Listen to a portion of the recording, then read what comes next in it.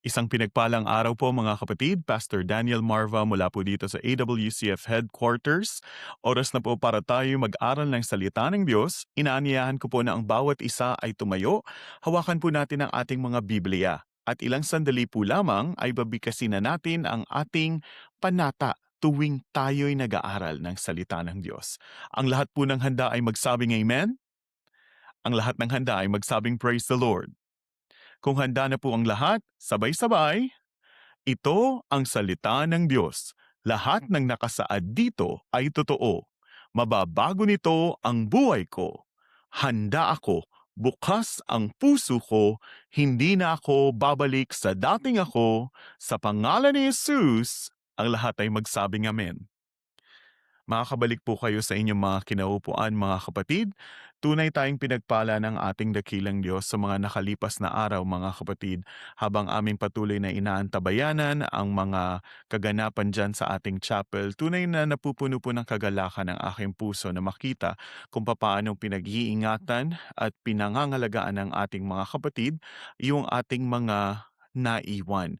At tunay naman mga kapatid na hindi lamang yan pangangalaga sa mga pag-aari ng inyong pastor sapagkat yan po ay sa ating banal na gawain at lahat po ng inyong ginagawa ay hindi para sa akin, yan po ay ilagak ninyo sa ating dakilang Diyos sapagkat ang Diyos ang magpapala at magbabalik sa atin ng makalibong beses sa lahat ng ating mga mabuting gawain.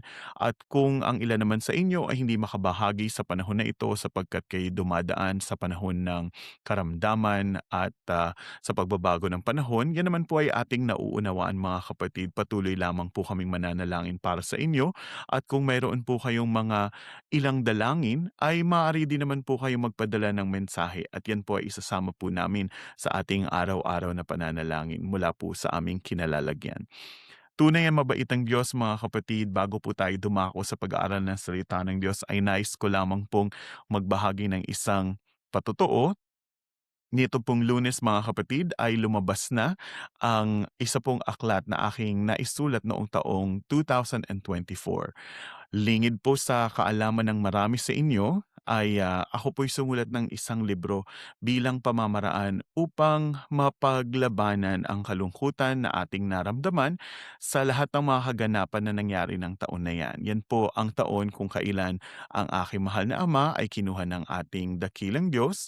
Purihin ng Diyos na siya'y nasa kaharianan ng langit, ngunit bilang tao nandyan po ang pighati na pinaramdam at naramdaman ng inyong abang lingkod.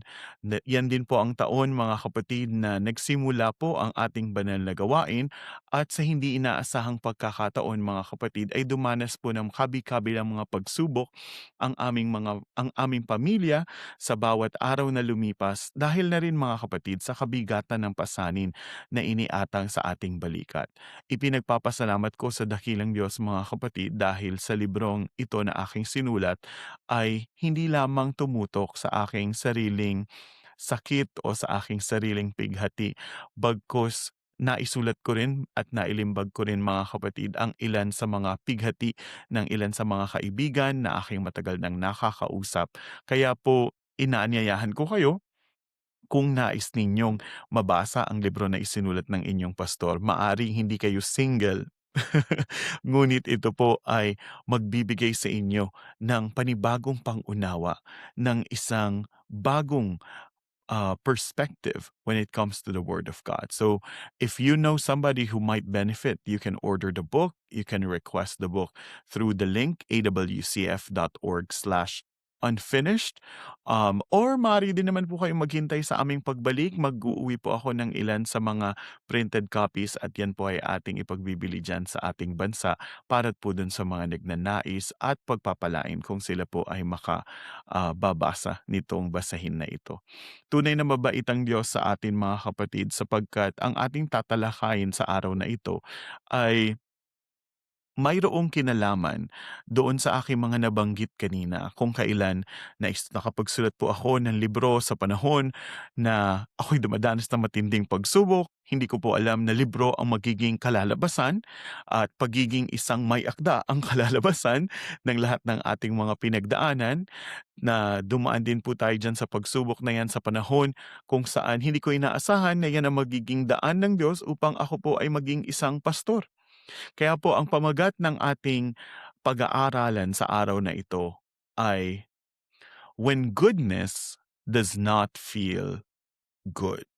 When goodness does not feel good.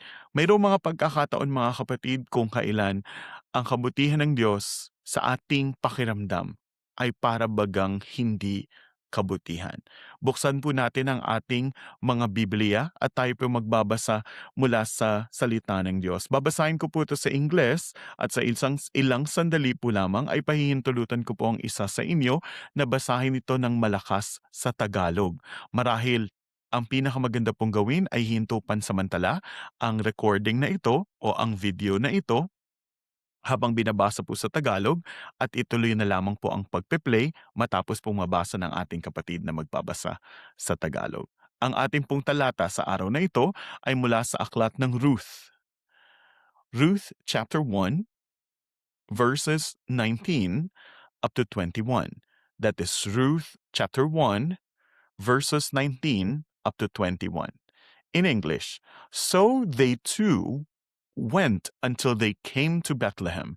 And it came to pass, when they were come to Bethlehem, that all the city was moved about them. And they said, Is this Naomi?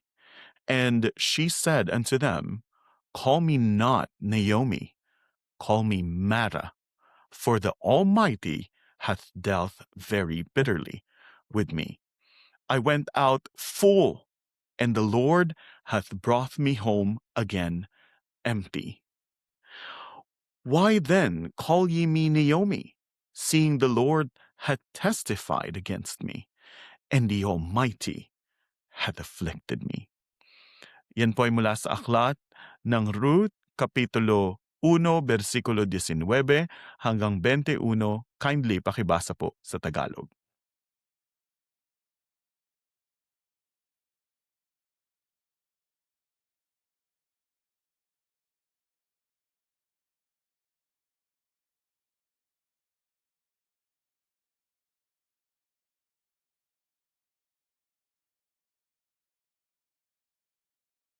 Pagpalain ng ating dakilang Diyos ang pagkabasa ng Kaniyang banal na salita.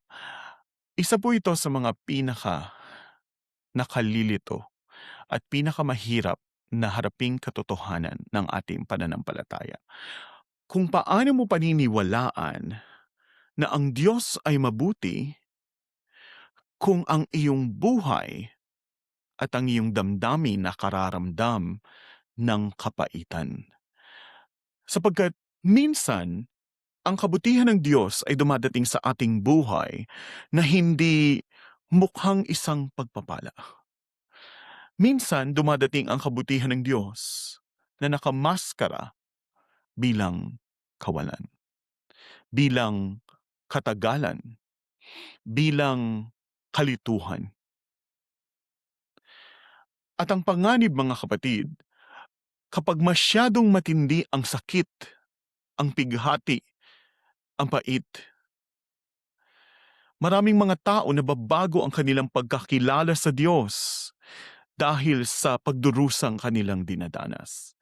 Si Naomi ay isa lamang po sa mga tao sa Biblia na mayroong katapangan na sabihin, ilabas sa kanyang bibig, ang isang bagay na nararamdaman ng maraming mga mananampalataya. Sinabi niya, mga kapatid, God has dealt bitterly with me sapagkat ginawan ako ng kapait-paitan ng makapangyarihan sa lahat.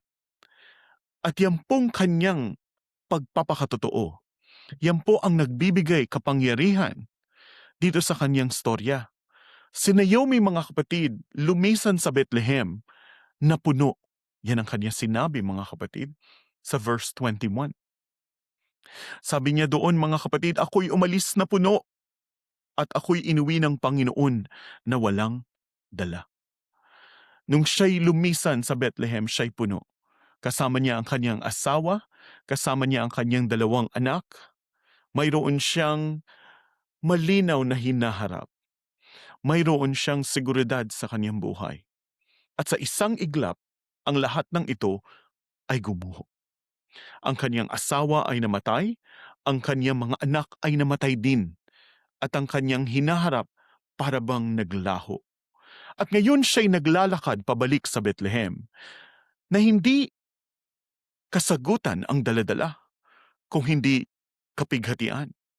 At ang pinaka nakabibigla sa lahat ng ito, nakilala ng mga kababaihan sa Bethlehem si Naomi dahil sa kanyang panlabas na anyo.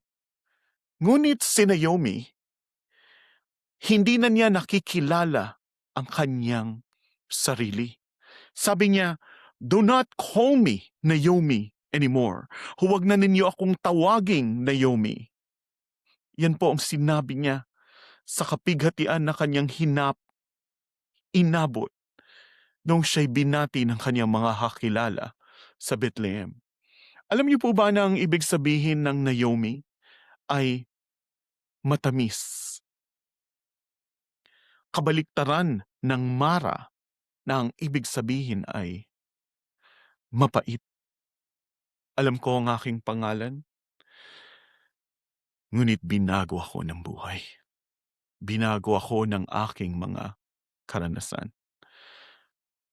At ito po ang katotohanan, mga kapatid. Si Naomi ay hindi po makasalanan. Siya po hindi tumalikod sa paglilingkod sa ating dakilang Diyos. Siya po hindi naghimagsik sa Diyos. Ngunit siya po'y malinaw na sugatan. At ito po ang tinig ng isang taong sugatan. Ito po ang pananalita ng isang taong napagod sa kanyang pananampalataya. Hindi po ito lengguwahe ng isang taong naghihimagsik o nagagalit sa Diyos. Ito po'y pananalita ng isang taong nagtitiwala sa Diyos, ngunit dumating sa panahon ng pagdurusa. Sabi ni Naomi, mga kapatid, "I went out full, and the Lord hath brought me home again empty." Ako'y umalis na puno, at ako'y iniuwi ng Panginoon na walang dala. Ngunit ito ang ating kailangan pag-isipan, mga kapatid. Sinasabi ni Naomi na siya'y umuwing walang dala. Ngunit, sino ba ang kasama niya? Sino ba ang kanyang dala-dala? Hindi ba kasama niya si Ruth na asawa ng kanyang anak? Si Ruth po ay isang babaeng Moabita, ibig sabihin doon po siya sa lahi ng mga Moabites. Saan po ba nagpunta si Naomi nung siya'y umalis sa Bethlehem kasama ng kanyang asawa at 2 anak? Sila po ay lumipat ng tahanan mula sa Bethlehem papunta sa Moab o yung lugar ng mga Moabita. At si Ruth ay nakilala ng kanyang asawa doon, napangasawa, at nung namatay ang kanyang asawa at ang kanyang 2 anak, hindi po siya iniwan ni Ruth. Sinabi ni Ruth kay Naomi, "Ang iyong bayan ay aking magiging bayan. Ang iyong Diyos ay aking magiging Diyos." So sinasabi ni Naomi na siya'y walang dala. Ngunit ang totoo, mayroon siyang kasama. Ito po madalas ang ginagawa sa atin, mga kapatid, ng kapighatian. Binubulagan po tayo para hindi natin makita kung ano ang mayroon pa nananatili sa atin. Nililin lang po tayo ng sakit, ng pighati at ng dalamhati upang isipin lamang kung ano ang wala, ngunit hindi kung ano ang nariyan pa. May mawala sa iyong isang bagay, maya-maya nandiyan na ang diablo upang linlangin ka na sabihin sa iyo na wala na sa iyo ang lahat. Ngunit kung iisipin natin mabuti mga kapatid, hindi ba't pinanghahawakan ng Diyos si Naomi na nawala na ang kanyang asawa, ang kanyang 2 anak, ngunit siya'y nakatayo pa rin? Ngunit ano ang kanyang pananaw mga kapatid? Siya'y pinabayaan na ng Diyos. Na kung iisipin mo mga kapatid, siya'y pinanghawakan at pinag-ingatan ng Diyos. Ito po ang kalituhan, mga kapatid. Madalas bilang tao, iniisip natin, tuwing tayo binibigyan ng ibang buhay ng Diyos, iniisip natin na ang ating buhay winawasak na ng Diyos. Ngunit hindi po winawasak ng Diyos ang buhay ni Naomi. Siya po'y inililipat lang ng Diyos ng pwesto. Siya po'y inililipat lang ng Diyos ng kalagayan at sitwasyon sa kanyang buhay. Sapagkat itong parating na istorya, ang istorya ng buhay ni Ruth, ay hindi lamang po istorya ng paglagpas sa hirap ng buhay.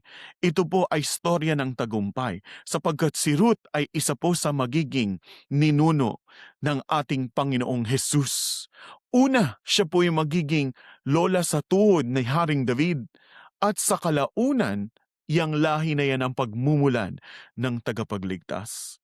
Habang iniisip ni Naomi na ang istorya ng kaniyang buhay ay nagwawakas na, hindi niya alam na siya ipinapasok pala ng Diyos sa isang istoryang hindi na malilimutan kailanman.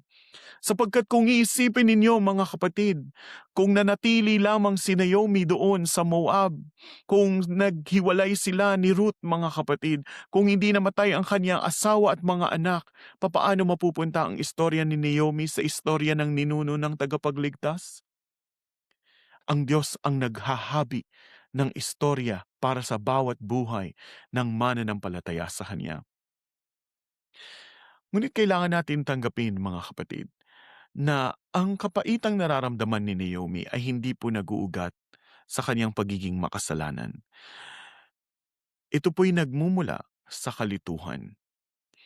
Sapagkat minsan ang pagdurusa, mas madali nating nauunawaan kung tayo nakakahanap ng dahilan. Ah, kaya nagkaroon ng sakit dahil pinalo, dahil mayroong pagkukulang, dahil mayroong pagkakasala. Oh, kaya kinuha si ganito dahil dito. Pero mga kapatid, ito'y kaugalian lamang ng tao. Hindi po ito katotohanan sa lahat ng pagkakataon.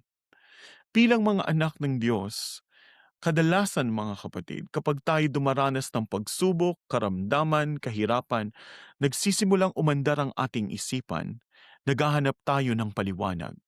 Bakit hinayaan ng Diyos na mangyari sa akin ito? Bakit ngayon ko pa dinadanas ang mga bagay na ito? Bakit ako pa sa lahat ng taong dumadanas nito?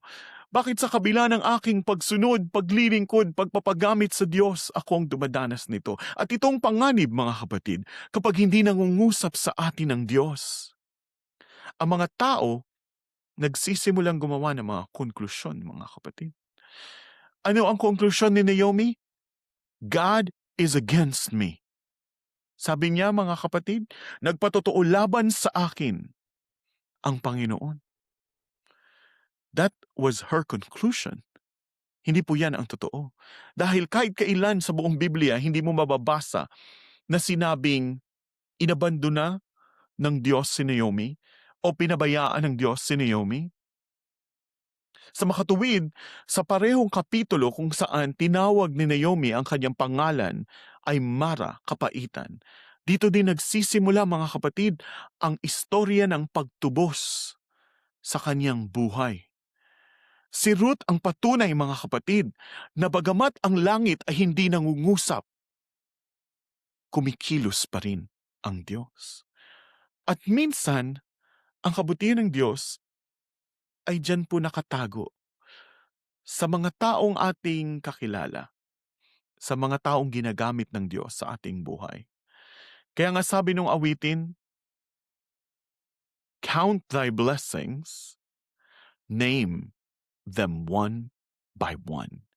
count your blessings, name them one by one. Hindi po ibig sabihin mga kapatid, bigyan mo ng pangalan ang iyong bahay, at bigyan mo ng pangalan ang iyong sasakyan, at bigyan mo ng pangalan ang iyong motor, sapagkat ang iba po ganyan ang ginagawa mga kapatid. Si Blackie ang kanilang sasakyan, iba ang pangalan ng bahay, kung ano ang kulay ng motor, yun din ang pangalan. Hindi po yun ang ibig sabihin ng awitin mga kapatid. When the song says, count your blessings, name them one by one, it means that behind your blessing, mayroon pong tao na ginamit ang Diyos para makamtan mo yan. Name them one by one. Huwag mo ituon yung iyong atensyon sa material na bagay na iyong natanggap o sa pagpapala na iyong tinamasa. Ituon mo ang iyong atensyon sa taong ginamit ng Diyos para ikaw ay pagpalain. Dahil yan ang tunay na biyaya ng Diyos sa iyong buhay. Isa po ito sa mga katotohanan na mahirap tanggapin. Hindi natin laging nararamdaman na mabuti ang Diyos sa lahat ng pagkakataon. Hindi natin laging nararamdaman na mabuti ang Diyos sa lahat ng pagkakataon. Ngunit hindi ibig sabihin na yan ang katotohanan. Hindi naman po tayo natutuwa tuwing tayo po'y dumadaan sa pagtutuwid. Hindi naman po tayo natutuwa tuwing tayo po'y dumadaan sa pag-iisa. Noong pong si Jose, si Joseph, ay tinapon ng kanyang mga kapatid doon sa bangin. Tingin niyo po ba naisip niya noon na napakabuti ng Diyos sa kanyang buhay? Noong pong ang Israel ay binihag at dinala doon sa Babylon, isang buong bansa sila, tingin niyo po ba ay nagpasalamat sila sa kabutihan ng Diyos? Noong si Naomi ay dumanas ng lahat ng kawalan na kanyang dinanas doon sa bayan ng Moab, tingin niyo po ba naisip niya na mabuti ang Diyos? O ito na nga mga kapatid, ang patotoo na hindi. Ngunit, hindi po ibig sabihin na yan natin nararamdaman. Yan na ang katotohanan. Ito po ang isa sa mga pinakamalaking kalituhan na dinadaanan ng mga mananampalataya. Isa sa mga pinakamaganda nating matutunan ay yung tayo'y matutong magtiwala sa Diyos habang hindi pa natin nauunawaan ang kabuuan ng ginagawa ng Diyos sa ating buhay. Lahat ng tao kayang magpasalamat sa Diyos, kayang magpuri sa Diyos kapag tinanggap na nila ang kasagutan sa kanilang mga dalangin. Ngunit ang tunay na hinog na Kristiyano ay yung kayang sabihin, nagtitiwala ako sa Diyos kahit hindi ko pa nauunawaan. Nagtitiwala ako sa Diyos kahit na hindi ko pa nakikita ang duluhan. Naomi, nung siya'y lumabas ng Bethlehem, sabi niya, I went out full. Ako'y lumabas. Ako'y lumisan na puno. Ngunit marahil yung kanyang pagkapunong iyon, yun mismo ang problema. Sapagkat madalas mga kapatid, pag tayo puno ng ating sariling plano, puno ng ating sariling diskarte, puno ng ating sariling timetable kung kailan natin dapat marating ang ano, minsan doon na tayo umaasa. Kaya para makuha ng Diyos ang ating atensyon, para mapaisip at mapakita sa atin ng Diyos ang katotohanan, kailangan niyang burahin ang ating ilusyon na kaya natin itong gawin sa ating mga sarili. Hindi upang wasakin tayo, ngunit upang ilipat ang pagkaangkla ng ating pananampalataya sa mga bagay na anumang oras ay maaaring mawala sa atin at ilipat ang pagkaangkla nito sa Diyos na anumang mangyari ay hindi tayo papabayaan. Mayroong mga katangian ng Diyos na hindi mo makikilala hanggat hindi ka nakaranas ng kawalan. Ang aking pagkakilala at pagtitiwala sa Diyos sa panahon ngayon, mas pinatibay noong kinuha ng Diyos ang aking mahal na Ama. Gagawin ko ang lahat, ibibigay ko ang lahat ng ari-arian na mayroon ako, salapi, kahit ang aking sariling kalakasan para makasama ko muli ang aking mahal na ama. Ngunit nung nabubuhay ang aking mahal na ama, marahil ang aking kaseryosohan sa paglilingkod sa Diyos ay nasa kalahati pa lang. Sapagkat lagi akong umaasa sa panalangin ng aking ama. Lagi akong umaasa sa pagtawag ng Diyos sa aking ama, sa pag-aaral ng aking ama sa salita ng Diyos. Nung nawala ang aking ama, ako'y natutong kumapit diretso sa ating dakilang Diyos. At ginagawa ng Diyos sa mga bagay na ito, hindi dahil siya'y natutuwa kapag tayo'y nasasaktan. Ngunit dahil ipinakikita nito sa atin mismo kung ano yung mga bagay na hindi natin nakikita. Habang tayo masaya, habang tayo puno, habang tayo'y nasa kalakasan, sapagkat ang taong basag ang damdamin, ang taong bagbag ang damdamin, kaiba manalangin. Ang taong nasa kawalan, kaiba makinig sa direksyon na nagmumula sa Diyos. Ang taong nasasaktan, kakaiba magpuri at magtaas ng kamay sa ating dakilang Diyos. Kaya kung isipin natin mga kapatid, marahil ang pinakamalaking panganib ay hindi ang kawalan, kung hindi yung pagiging puno, ngunit pagiging puno na wala naman ang Diyos. Pagiging puno ng mga bagay na anumang oras ay maaaring kunin sa atin ng buhay. Ang hindi po nakikita ni Naomi dito sa unang kapitulo ng Aklat ng Ruth, sinusulat na ng Diyos kung ano ang mangyayari pagdating sa huling kapitulo ng aklat. Sa kaduluduluhan ng aklat na ito, ano po ang istoryang ipinenta ng Diyos? Ang isang matandang babae si Naomi, mayroong karga-karga na isang sanggol. Yung babae na dating puno ng kapaitan, ngayon ay puno na ng kagalakan.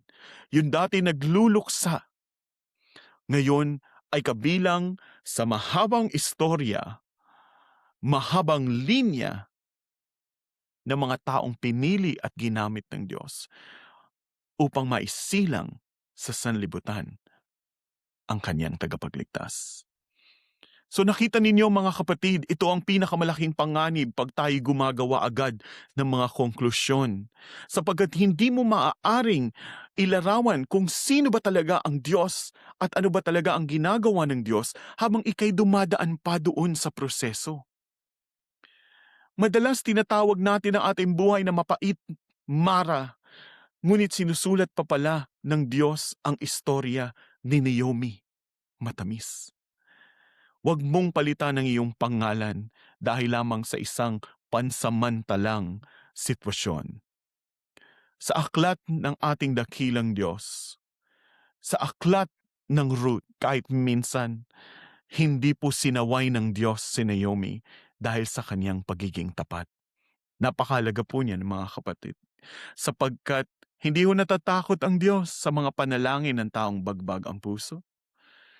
Hindi po natatakot ang Diyos sa reklamo ng nagpapakatotoong Kristiyano. Ngunit ang kabuuan ng istorya nito sa aklat na to, pinakikita po nito na mali ang konklusyon ni Naomi patungkol sa kanyang buhay. Akala niya mga kapatid, kapaitan na ang dulo ng kanyang istorya. Ang hindi niya nalalaman mga kapatid, hindi pa pala niya nakikita kung saan dadating ng Diyos ang kanyang buhay. At siya'y tumanda na mayroong bagong apo, sanggol, na isa sa ninuno ng ating Panginoong Yesus at ni Haring David. Marahil inabutan ni Naomi ang kapanganakan ni Jess na tatay ni Haring David, ngunit si Jess hindi niya alam na ang kanyang magiging anak ay magiging hari ng Israel. At malamang ay wala na si Naomi nung ipinanganak ang ating tagapagligtas na si Jesus. So natapos ang kanyang buhay na hindi man niya nalalaman kung gaano kaganda ang istorya na isinusulat ng Diyos sa pamamagitan niya.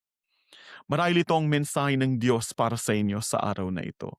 Marahil ang panahon ngayon, sitwasyon sa inyong buhay ngayon ay naglalarawan ng kapaitan, ngunit hindi ibig sabihin yan, tumigil na sa pagiging mabuti ang Diyos sa inyo. Maaaring masyado ka lamang maaga gumagawa ng konklusyon.